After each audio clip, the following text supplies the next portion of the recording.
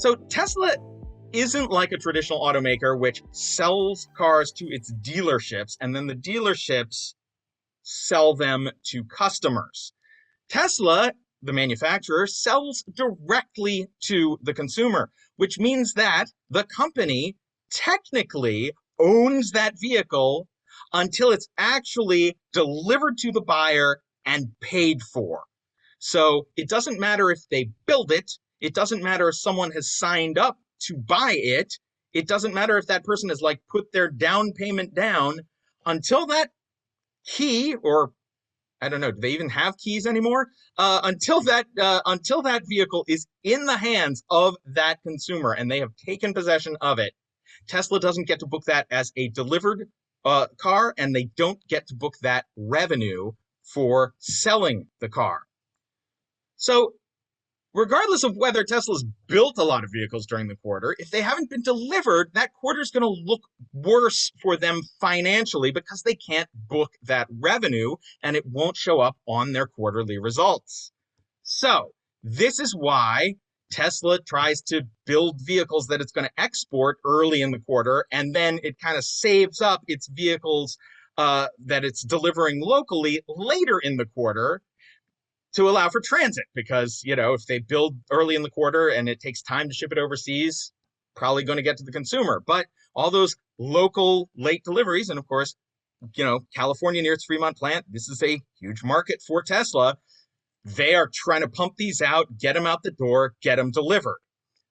But what that means is there are these massive efforts to deliver the vehicles and get them in the hands of customers before the end of each quarter. And these are called delivery waves or delivery pushes. So that's why Elon Musk is saying, we've got to do this. We've got to get this done. This is going to be our biggest delivery push ever.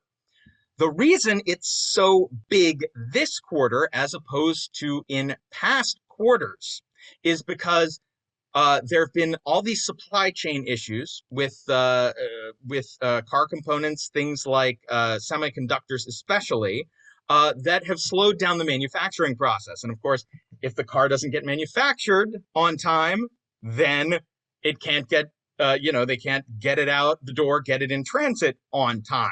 So Elon Musk has said that he hopes, or he thinks that that a lot of these supply chain issues are going to resolve themselves before the end of the year.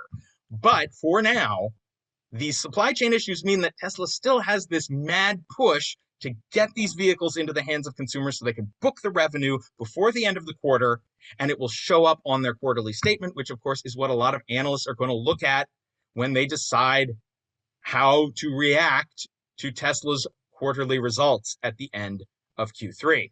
And so that is why perhaps Elon Musk is going to get A's like Barry Goodrich and not like me. By the way, Barry Goodrich, you know who you are if you're watching. Great to see you, buddy. Hope I'll see you at the next class reunion. Nice. Thank you, John. Thank you. That's great to understand. I like that. And I want to say this right here. At least our viewers think that the Tesla way of selling direct to the customers is problematic, and they should adopt a more traditional automaker model. I'll throw this out there. Ford has recently kind of gone in the Tesla direction a little bit, in that they've announced they are doing a lot of made-to-order vehicles, in that the customer orders exactly what you want. Now, it's still delivered and sold through a dealer, but it's not the situation where the dealer is just taking a whole bunch of inventory. When they get this car on the lot, they know who's buying it because you've ordered through the dealer, and you're probably going to drive off with it the next day. So very similar. The amount of time that it's actually on that dealer's inventory is going to be minimized, because it's essentially going from Ford Corporate's inventory to the customer with only maybe a couple of days of lag time in there, when the dealer is like making arrangements for you to show up and take it, right? So I think, and other automakers are starting to adopt this online sales model. Yeah, I know. I think both. I know Chrysler is doing that, where you can go onto its website, you can build the car from start to finish and pick exactly the features you want. You can pick the color. You're not limited to what's on the dealer's lot. And then all you need to do is sort of you pick what dealership you want to actually take delivery of the car in. Yeah, However, that for Chrysler, this is still essentially the same model. They're building the car, they're selling it to the dealership, and you're getting it from the dealership. So still, there's a production delivery kind of paradigm there, but it's not as important for them to get that car off of their, to get that car into your hands and off their books. Because if you don't show up at the dealer to pick your car up for a day or a week or a month, it's not going to matter to that's right. corporate and to their bottom line. That's right. And again, most of these auto dealers, the dealers aren't actually public companies, so they don't report quarterly. So they care a lot less in terms of what the public thinks about what their revenue looks like on any given quarter, right? Now the salesmen care, obviously. The people who are getting quarterly bonuses care, but the public at large just doesn't even know or have anything to do with that. So there's less pressure there on the dealer Also, they side. are not Tesla, so Yeah, the public doesn't know or care about them either. exactly. No, I mean, Exactly. that's Um, not that's not true. You should care about other car companies besides just the one. The other thing too that it strikes me, we heard last quarter when Elon Musk said that um, the supply chain shortage, the chip shortage wasn't affecting Tesla as much because they were able to mitigate it to some extent. Um, and I wonder if other automakers, when they're looking at, hey, let's go to this direct online purchase model, are sitting there thinking, there may be some benefit to what Tesla's doing in terms of mitigating the supply chain issues, and that being, I'm not just making a random car and sending it to a dealer. What Tesla's doing is saying, hey, what do you want to buy? You order it. And so they have a higher degree of confidence that the car they're able to produce, and there may be limitations on what they can produce given the supply chain shortages, but what they are able to produce is more likely to be bought because someone has said, this is the exact thing I want, right?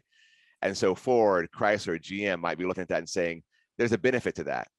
Because if we're constrained in what we can produce, and they are, we've all seen pictures of, I think, Ford F-150s sitting in empty airport parking lots because they don't have that last chip in there they need for production to be finished.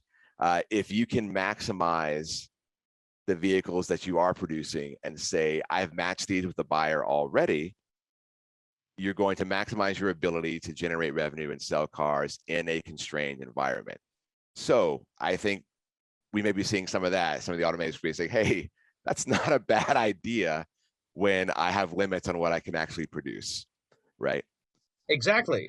And also, I mean, let's face it, having a bunch of having a bunch of cars on the dealership lot is not necessarily great for the dealer itself. I mean, kind of, in that someone who is shopping for a car can see multiple models if they want to, have a look or sit in them themselves.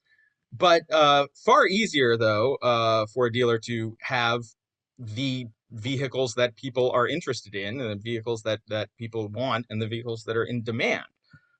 Because what you're going to find, of course, and I found this out when shopping for a new minivan over the summer, which are in, by the way, short supply, especially if you're trying to buy a new one. Um, what you find is that the popular models, the popular colors and things get sold out quickly. And so even if you're a dealer who is hoping to have a lot of variety on your lot, if something's popular, it's going to sell first, and then people who show up can't see it or buy it anyway.